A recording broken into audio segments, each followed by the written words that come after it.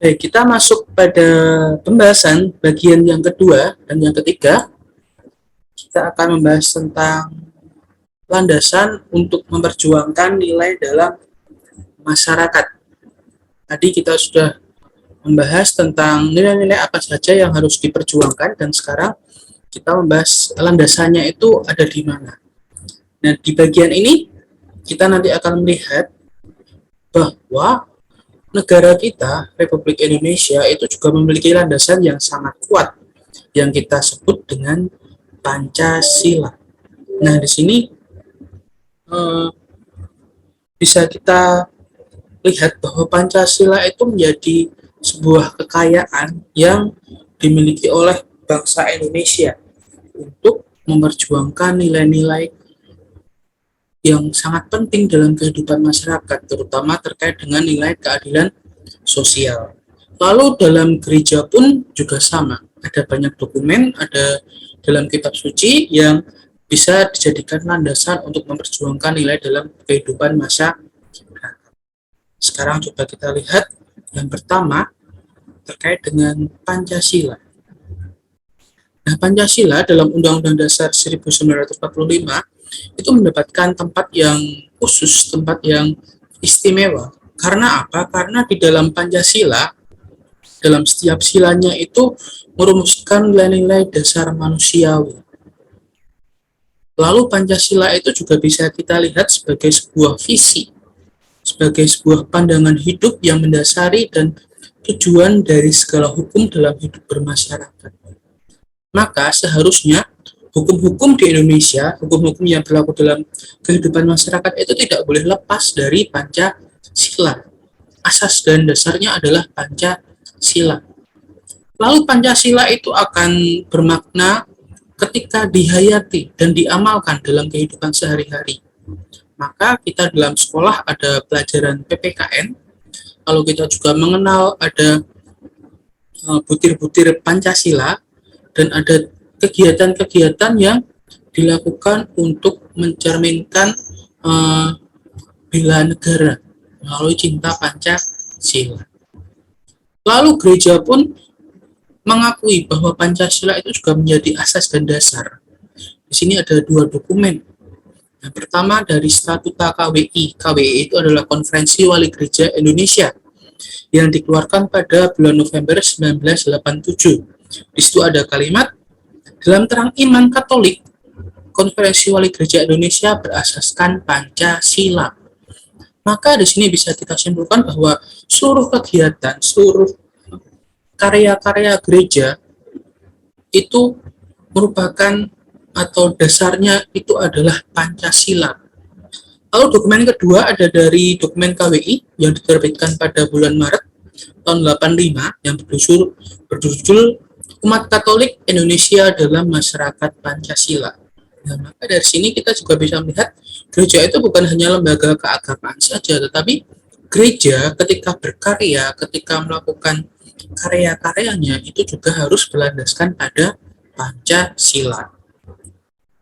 Lalu bagaimana tentang ajaran gereja dan dalam kitab suci? Nah, teman-teman kemarin sudah membaca literasi dari halaman 86 sampai 100 terkait dengan 5 nilai. Di situ kan terdapat ada kutipan-kutipan kitab suci, ada kutipan-kutipan ajaran gereja. Maka silahkan bisa untuk dibaca kembali. Tetapi di sini saya menggarisbawahi ada 2 dokumen gereja dalam ASG yang menjadi landasan untuk memperjuangkan nilai-nilai penting, terutama nilai keadilan sosial. Yang pertama adalah dokumen Pacem in Terris atau PT.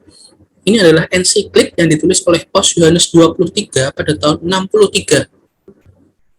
Tema pokok dari dokumen ini adalah bagaimana gereja itu mengajak seluruh dunia, umat manusia, untuk memperjuangkan perdamaian. Lalu dokumen kedua ada PP, Populorum Progressio. Ini adalah ensiklik yang ditulis oleh Paulus ke-6, di mana intinya adalah mengajak setiap negara-negara di dunia ini untuk melakukan tindakan-tindakan dalam bidang ekonomi itu tidak boleh merugikan masyarakat kecil. Jadi seluruh rakyat itu harus merasakan keuntungan dari setiap tindakan ekonomi yang dilakukan oleh negara. Itulah landasan-landasan yang menjadi dasar kita untuk memperjuangkan nilai penting dalam masyarakat. Ada Pancasila dan ada ajaran gereja. Lalu bahasan yang ketiga, kita diajak untuk meneladani Yesus dalam memperjuangkan keadilan, kejujuran, kebenaran, dan perdamaian. Nah, di sini kita mengetahui apa sih yang menjadi ajaran-ajaran Yesus ketika masih hidup. Ketika Yesus masih hidup mengajarkan banyak hal. Tetapi intinya apa? Intinya adalah tentang hukum kasih. Dan hukum kasih itu berkaitan dengan nilai-nilai keadilan, kejujuran, kebenaran, perdamaian, dan ekologi. Berarti Yesus sudah 2000 tahun yang lalu itu sudah melakukan untuk tindakan-tindakan memperjuangkan nilai penting. Nah, sekarang kita di tahun ini yang hidup pada masa sekarang ini ditantang bagaimana untuk meneladani Yesus itu dalam hidup kita sehari-hari, bagaimana kita bisa memperjuangkan nilai-nilai itu dalam kehidupan sehari-hari. Nah, sekarang kita coba lihat apa yang menjadi ajaran Yesus terkait dengan nilai-nilai itu. Yang pertama tentang harta dan kerajaan Allah. Nah, Yesus itu tahu bahwa setiap manusia itu pasti menginginkan harta. Nah, kita juga tahu bahwa harta dan kekayaan itu memiliki nilai. Setiap dari tindakan kita ya pasti tujuannya untuk mencari harta, mencari cuan gitu ya. Nah, di sini kita diajak bagaimana harta itu jangan sampai menguasai diri kita. Dan justru kitalah yang harus menguasai harta itu. Jadi jangan sampai kita ini gila harta. Jangan sampai kita ini menjadi orang yang serakah. Nah, di sini ada sebuah kisah yang menarik dalam Perjanjian Lama.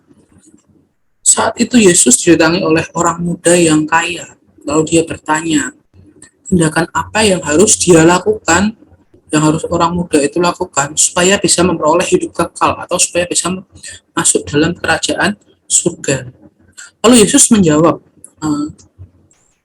taatilah dan lakukanlah perintah Allah.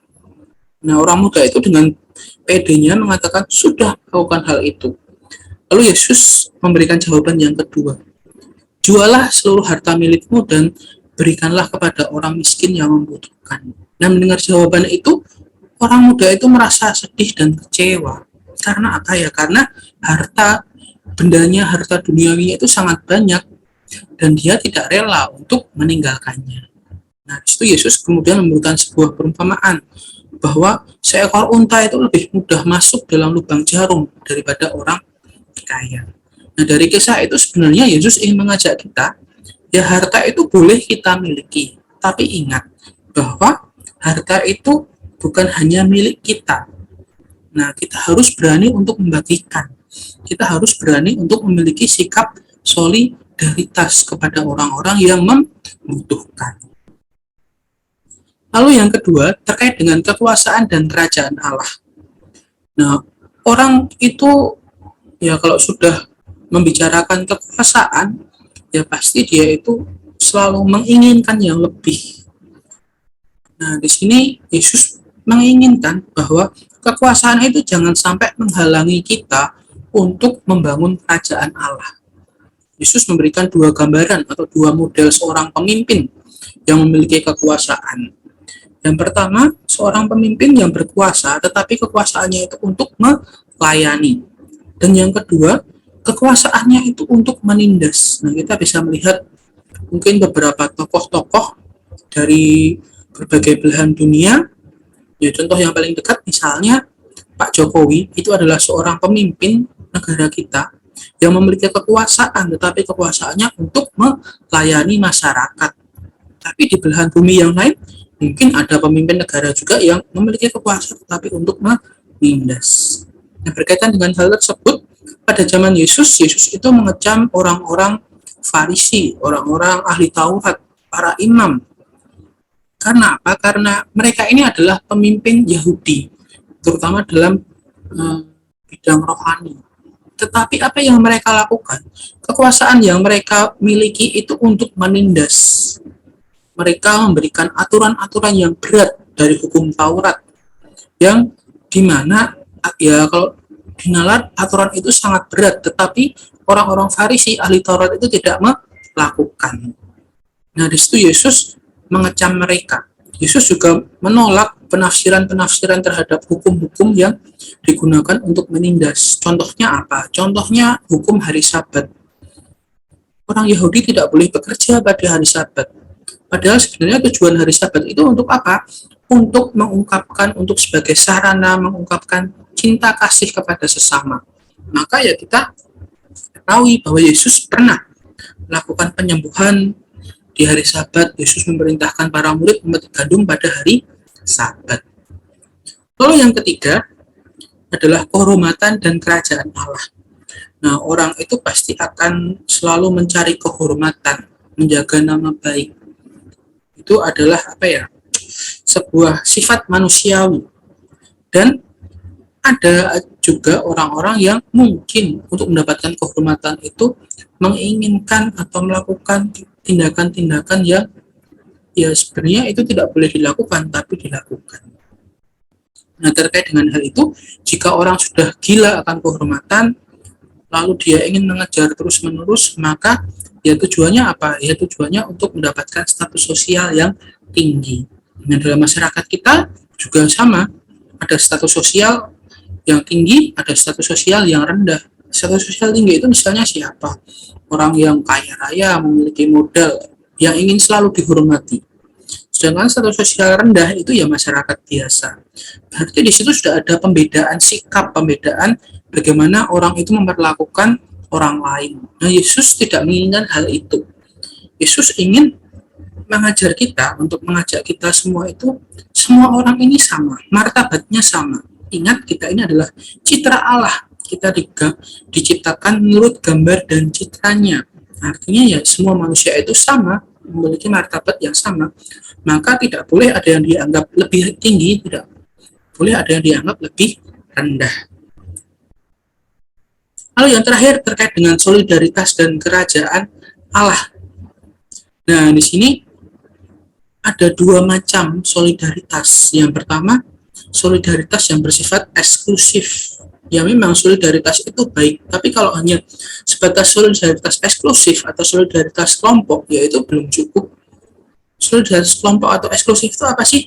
Solidaritas yang hanya dilakukan oleh kelompok-kelompok tertentu atau dalam ruang lingkup tertentu. Ya misalnya berbuat baik hanya kepada suku yang sama atau kepada agama yang sama.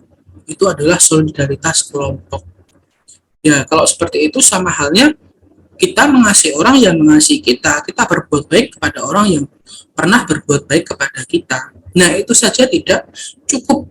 Yesus ingin mengajarkan kita ketika kita bersolidaritas, ketika kita ingin berbuat baik, ya berbuat baiklah kepada semua orang yang benar-benar membutuhkan tanpa melihat latar belakangnya. Bahkan Yesus mengajarkan kepada kita, di sini ada dua perkataan yang diungkapkan oleh Yesus, kasihilah musuhmu dan berdoalah bagi mereka. Lalu berbuat baiklah kepada orang yang membenci kamu. Nah, di sini berarti Yesus mengajar kepada kita, ketika kita berbuat baik, tidak melihat latar belakang orang itu. Bahkan mungkin orang yang pernah menyakiti kita, membuat kita kecewa, dan dia butuh bantuan, ya harus kita bantu. Jadi di sini tidak ada yang namanya balas dendam. Nah, ketika kita bersolidaritas, kita harus ya tanpa pilih kasih, kita harus melihat orang itu, tidak melihat latar belakangnya. Nah, itulah yang dimaksud dengan solidaritas kerajaan Allah yang diajarkan oleh Yesus. Oke, baik. Di sini pembahasan kita sampai di sini cukup untuk materi bab 2 dan sudah selesai. Maka untuk pertemuan berikutnya, untuk pertemuan agama berikutnya di minggu depan, kita gunakan untuk penilaian harian. Nah, penilaian harian dilakukan di mana? Melalui LMS Sokrates. Jadi mohon diagendakan, dicatat di agenda teman-teman masing-masing. Minggu depan pertemuan selanjutnya kita gunakan untuk ulangan harian. Lalu tugas-tugas yang belum dikumpulkan, silahkan teman-teman bisa mengumpulkan melalui LMS sesuai dengan ketentuan yang sudah disampaikan pada pertemuan-pertemuan berikutnya. Seperti itu teman-teman, kelas 12 IPA 2 terkait dengan pembahasan kita. kita bertemu minggu depan pada ulangan harian. Tetap jaga kesehatan. Selamat siang semuanya. Terima kasih, Tuhan memberkati.